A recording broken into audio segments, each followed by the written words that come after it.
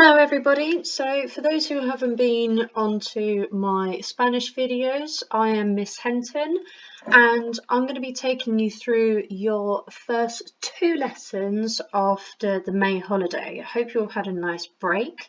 So this lesson should take you roughly 2 hours, so obviously split it up 1 hour, 1 hour, and if there is something that you're thinking, actually, I've managed to do this really quickly and I want more of a challenge, there is extra work on SharePoint, so go have a look there.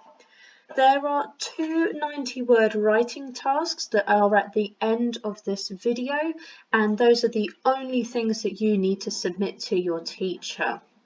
You may use your grammar books and you may use anything else to help you. However, we have noticed that Google Translate is a rather friendly face in your work, so please avoid it. It is quite obvious to see, like Google throws in random capital letters at points, so stay away, and we're going to give you some tips on how else you can use the internet to help you with your Spanish writing. Make sure you pause this video when you need to, and the answers are also in here as well. So do the exercise with the video pause, then go back and check your work. Okay, so first up we've got definite and indefinite articles. A definite article means the, and the indefinite article means a or an. In Spanish, we've got a variety of options here, and that's because of having nouns that are masculine or feminine and whether they are singular or plural. That's why we have got this table below. So imagine this were a worksheet and you were then asked to complete this table below.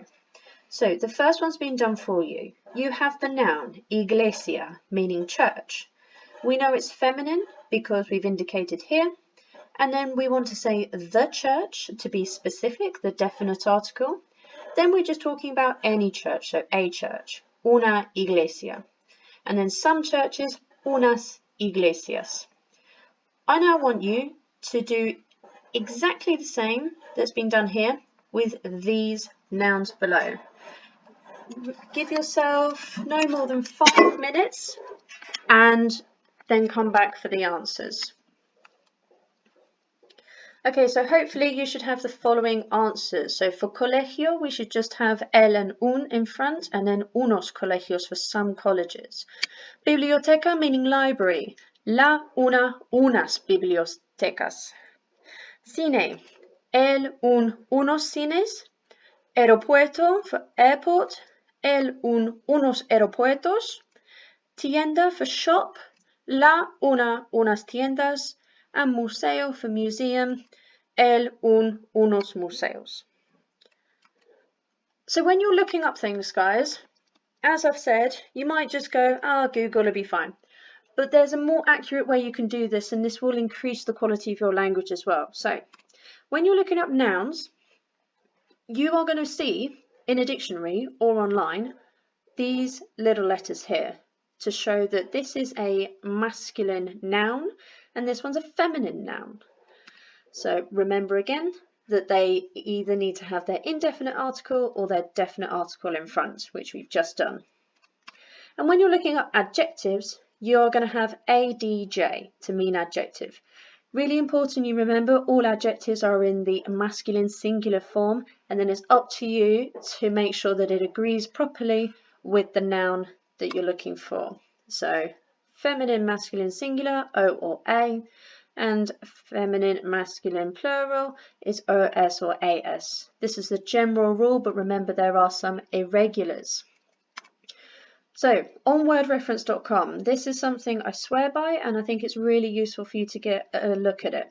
So if I wanted to look up the noun manzana, I'd go to wordreference.com, type it in and make sure it's Spanish to English, and then I see here I've got manzana, meaning apple, and then here it's the NF to mean feminine noun. Adjective, cansado. I've done exactly the same, and I've got two answers here because there are more translations in English. And I know it's an adjective because of ADJ, and then I've got to choose the best one for me. But if I were to look up a verb, you might see V for verb, and you're going to see them in the infinitive form, so they end in AR, ER or IR. You might also see VI or VT, and you do see this on word reference. So say, for example, we were looking up this verb here, hablo. I go to wordreference.com, I change my dictionary so that it's Spanish to English, and I type in hablo. You may or may not be able to see, but there is a different option under here. I ignore that and I would just click the search button, and I get presented with this page. So it knows I've searched for hablo, but here we've got hablar, which is our infinitive. And inside the red circle, there is a tiny arrow, which would take me to this page. And it shows me the conjugations, so the verb in all of its forms in every tense. So I've got the present, imperfect, preterite, future, conditional. So that is something really worthwhile knowing. So now using those skills from before, you've got 12 pieces of vocabulary. First level, what are they in Spanish? Amber level, so your second level, are they masculine or feminine? And the red level, is it a definite or an indefinite article that you need? Use word reference, give yourself 5 to 7 minutes to find each one and come back for the answers.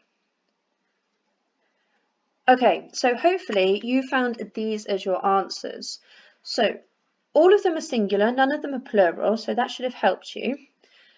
So if it was un or el at the beginning, it's going to be masculine. And if it was una or la at the beginning, it's feminine. Anything that was un or una, that's your indefinite article. And anything that is el or la, that is your definite article. You've got two options here for number 4, una prueba, a test. This would be more of a class test, but then for a written exam, so something you take in a hall, un examen. And then a direction, so if you were giving someone a direction to somewhere, una dirección. But if you were trying to give them a direction as in more guidance and support, you could say una indicación. That's why we need to be careful when looking up things. Okay, lovely. Make sure you got this down and moving on. Possessive pronouns. So this is talking about things that belong to us or someone else. For example, my brother, my sister. And we can say this through my, your, his, her, or their. In Spanish, once again, we've got more options because we have to indicate whether it's one or more than one thing we're talking about, and the word changes depending on the pronoun. So with this table below, I'd like you to fill in the gaps. So you've got the noun. Here we have hermana. S means singular, P means plural, M for masculine, and F for feminine. The first one would look like this. Mi hermana, tu hermana, su hermana, for his or her. See if you can do the rest in no more than 4 minutes and come back for the answers. Okay, chicos, so nacionalidad, meaning nationality, it would be mi, tu, and su, because it's singular. Don't need to worry about anything else. Padres, parents, it's plural, so it's mis, tus, sus. Perro, with an S, so it's singular. Remember, perro, dog, perro, but. So, mi, tu, su. Hermanos, plural, mis, tus, sus. Plato, meaning plate, it's masculine. Mi, tu, su. And zapatos, for some reason, it's feminine, and that will probably be because you're saying her shoes. So, my shoes, mis zapatos. Tus zapatos, it might be a girl's pair of shoes, and then you're talking about her shoes, sus zapatos. Okay, adjectival agreements. You've spent a lot of time on this, so pause the video, make any notes that you may feel are necessary, especially on these, because you've got your traditional endings, slightly different ones as well. Once you've done that, you're going to be doing the same again like you've done previously. So, in this example here, it's been indicated that we are describing the noisy canteens, some noisy canteens. Masculine, plural, you've got your adjective, and then we filled in the gap here with OS. Can you do the rest for these ones below? So feminine singular, una pista de atletismo, modern, what is it? What's going to go there? 5 minutes and come back for the answers. Okay, gracias chicos. So your answers should be as follows. Moderna, antiguas, limpia, equipado, viejos, tranquila, climatizada. Opinions part 1. We are always telling you we want an opinion, but more importantly, we want an opinion with a reason, which we will see in part 2. So, part 1. Have a read of the top box about how everything's structured. Please make a note that we never ever say mi prefiero. It is something that a Spaniard would not thank you for, so never say that. It's just prefiero. Once you've done that, have a look at the 5 sentences at the bottom. I love Spanish, I don't like pigs, I prefer geography, I hate fruit, and she doesn't like bananas, and translate them into Spanish. You may use help if you need some, but you've also got some support at the bottom with the asterisks. I would say no more than 7 or 8 minutes on this task, and then I'll give you the answers. Okay, so for number 1, I love Spanish, me encanta el español. It has to have the definite article as explained above. So you're literally translating it to I love the Spanish. Okay? Number 2, I don't like pigs, or I don't like the pigs. No me gustan los cerdos, because we're talking about more than one pig, so it's los cerdos. That's why we have to add the N at the end here. I prefer geography. Prefiero la geografía, feminine singular. I hate fruit. Odio, or you could have put detesto, la fruta. She doesn't like bananas. No le gustan los plátanos. So plátanos is plural, hence gustan with the N. Right, using these sentences, we're going to expand upon them. We've got to justify our reasons. So pause the video, make any notes you'd like to, and using the work you have from the last slide, develop on those with these 5 sentences below. So, I don't like pigs because they are fat. I love Spanish because it is interesting. Give yourself, I'd say, 5 minutes for this one, 5 to 7 minutes, because you're just developing on these.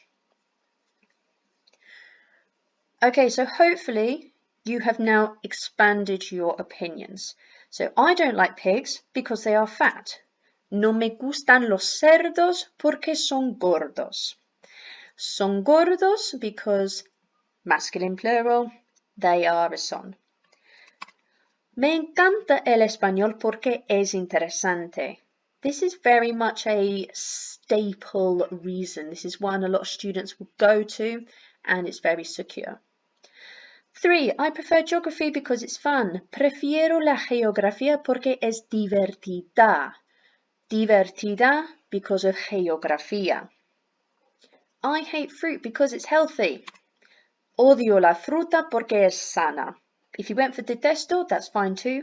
Most important thing is that you've gone for sana because it's fruta, feminine singular agreement. Number 5, she doesn't like bananas because they are yellow. No le gustan los plátanos porque son amarillos. Again, amarillos, masculine plural, because of los plátanos. Excellent. Comparatives. These are what make your work more interesting. Instead of just saying because this, this, and this, you are saying why. It is more interesting than. It is as boring as. Make any notes you'd like to based on this structure here. And then if you need some help, go back to word reference for the vocabulary and translate these sentences into Spanish. Remember, so Mr. Loney is taller than Mrs. Baker. In Spanish, it would literally be Mr. Loney is more tall than Mrs. Baker. Break it down into the little steps and use these examples in the brackets to help you. I would say 10 minutes, no more than 10 minutes, and come back. Okay, so hopefully you have got these. So, Señor Loni es más alto que Señora Baker. Very important that it's alto because we're talking about Mr. Loney. The adjective always agrees with the first subject. Number 2, Miss Henton is younger than Miss Watson. Señora Henton es más joven que Señora Watson. If you want a grade 9 phrase, you could have gone for this. Señora Henton tiene menos años que Señora Watson. I'm literally saying Miss Henton has less years than Miss Watson. Number 3, Mr. Osmond is as kind as Mr. Marshall say. Señor Osmond es tan simpático como Señor Marshall say. Número 4, THS es menos aburrido que Hogwarts. Spanish is as interesting as geography for number 5. El español, really important. It's not just español. You've got to have the definite article in there as well. So, el español es tan interesante como la geografía. Superlatives. Again, boost your writing, boost your grades, boost your speaking. It's just a wonderful phrase to get in there. It's all about something being the best or the worst, so they're opposite ends of the spectrum. What we would like you to do now is to translate sentences 1 to 5. You've got to look at the noun at the beginning and first of all decide if it's feminine or masculine. Once you've decided that, you then know if you're going to be using el, la, los or las. If you are looking for something that's more positive, it's going to be followed by más and then the adjective. So, Mr. White is the nicest teacher. Let's use this as an example. Señor White es el profesor más simpático. He is the teacher most nice. See if you can do the rest for me. Okay, answers are up for you here. Pause the video and mark your work. Number 4's got 2 options for you depending on which vocab you chose. Okay, connectives. You have been using these since the day you have started learning Spanish, and they can make your simple sentences become longer and more complex. Read sentences 1 to 7 and decide on which connective from this list should go in the gap. You've got the English as well to help you, but I'm only going to give you the Spanish answers. I would say no more than 5 minutes, please. Okay, so number 1, me llamo Jorge, something, vivo en Barcelona. I've gone for the connective E to say and, because I'm not really saying anything negative afterwards, I'm just developing my sentence. My name is Jorge and I live in Barcelona. Number 2, luego. I'm talking about a sequence of events, really. So at 5 o'clock I'm playing rugby, or I'm going to play rugby. Next, I'm going to have dinner at 6 o'clock. Number 3, I'm not going to Manchester because I don't have any money. Number 4, me gusta comer patatas fritas. También me encanta beber zumo. So we're saying also I like to drink juice. You could have gone for pero here.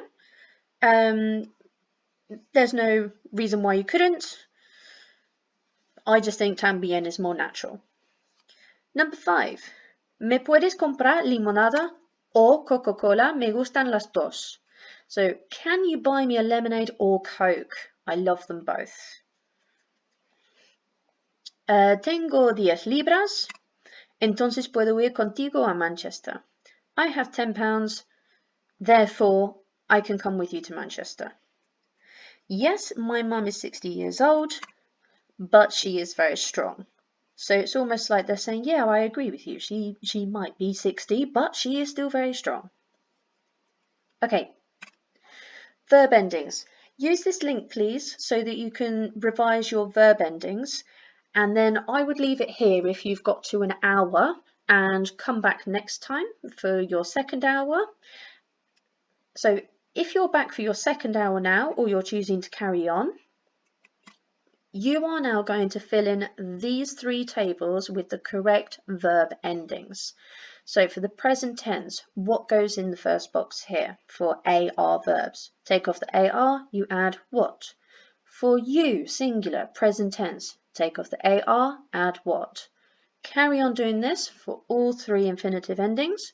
Then move on to the preterite tense, the past tense of what you did recently, a specific action in the past.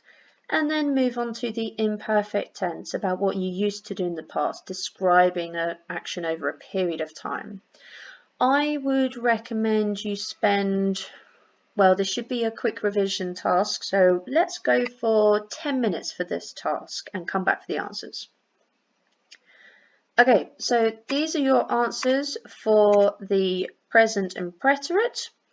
So your endings for AR, ER and IR present, and then AR, ER and IR preterite. Notice how these 2 are the same, and make sure you got your accents in the correct place. Very important for the preterite tense that you have your accents, because as you can see, if you don't have your accent here, you could be talking in the present tense here. If you don't have your accent here, you could be talking in the present tense here. Really important. And this is for the imperfect tense. Same again, AR and ER are the same. And then we have 3 more tenses. So you've got the near future of what you're going to do, the conditional tense, some might know it as the dream tense or what you would, should, could do, and the future tense of what you will do. These are slightly different than formation. You are not taking off AR, ER and IR and adding something. You're doing something else. 10 to 12 minutes on this one and come back for the answers. Okay, so your near future answer, so something that's going to happen, and it's your formation of 1, 2, 3. So part 1 is the present tense of ir, part 2 part 3 your infinitive. So you're piecing things together rather than removing. For example, I am going to speak, voy a hablar. Part 1, part 2, part 3 together. And then here are your endings for the conditional and the future tense. Remember, we just add them to the infinitive. So I would eat, comería. I will eat, comeré. And then we've got our irregular stems here. Will be worth you noting these down if you haven't got them already. Okay, so we are looking at verbs about the present tense, talking about ourselves, and using verbs in the third person. This is what will boost your writing and your speaking, because you're not just focusing on yourself, but you're demonstrating to everyone around you that you can manipulate language. So, read through sentences 1 to 10 first, see where they change between the first and the third person, then use these 2 boxes to help you translate into Spanish. Give yourself 10 minutes, minute per sentence, and come back for the answers.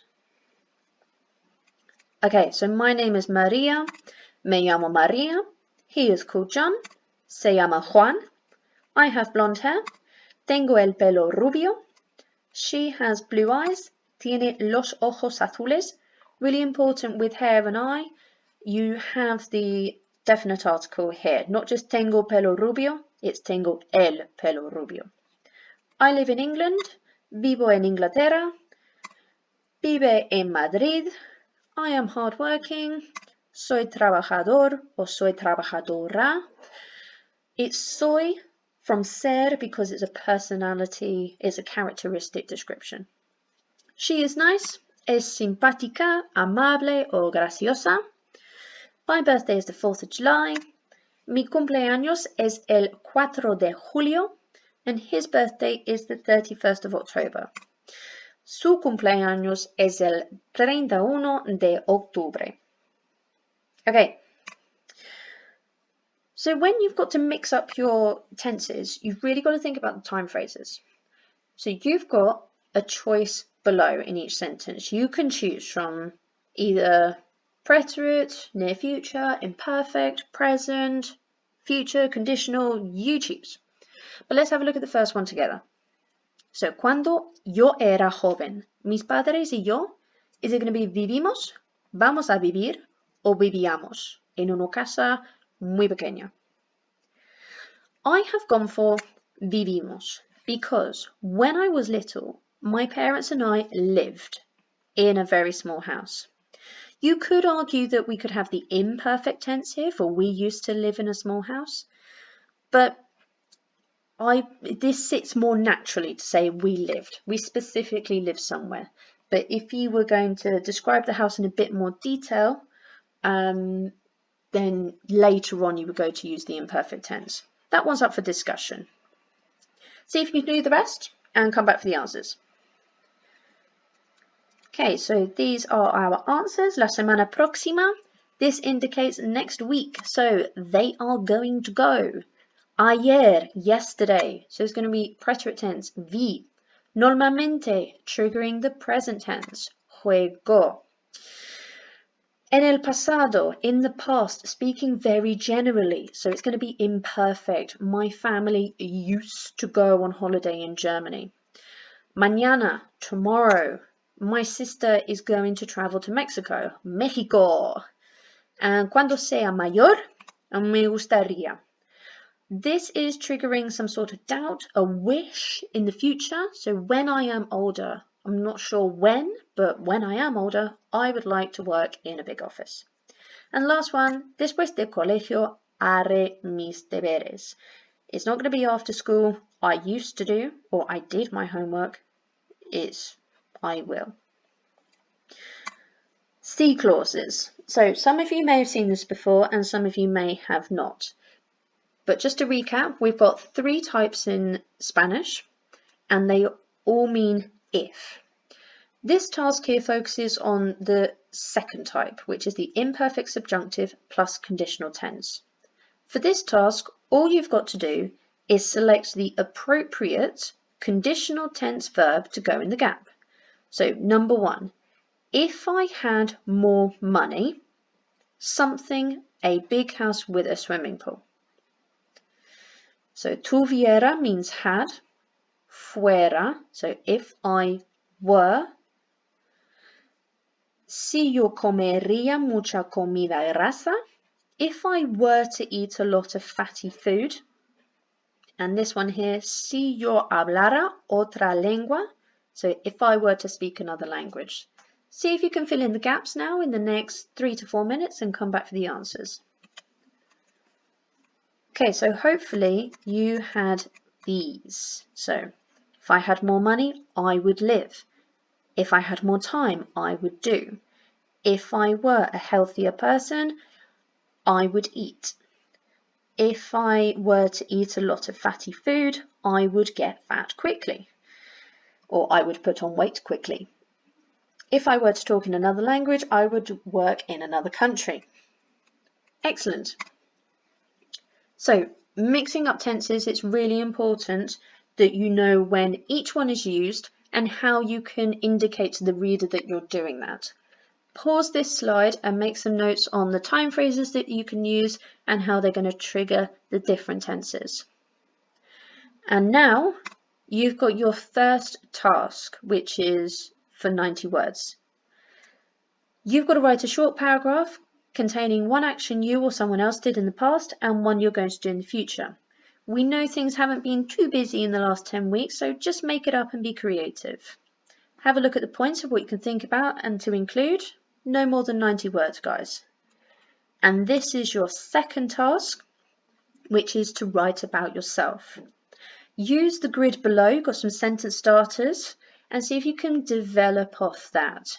Be careful when using ser and estar. Ser is more permanent, so personality, description, characteristics, and estar is temporary, so moods and health. Here are your 90-word mark schemes. So this is for your quality of language. make sure you're reading it carefully so that when you're aiming for a level 2, you've got at least 2 time phrases. May not always be successful, but you've attempted them. And then your content, have you ticked off every part in the question? Please submit your work however your teacher has asked you to. I hope you enjoyed the video, and nos vemos muy pronto. Adiós, chicos.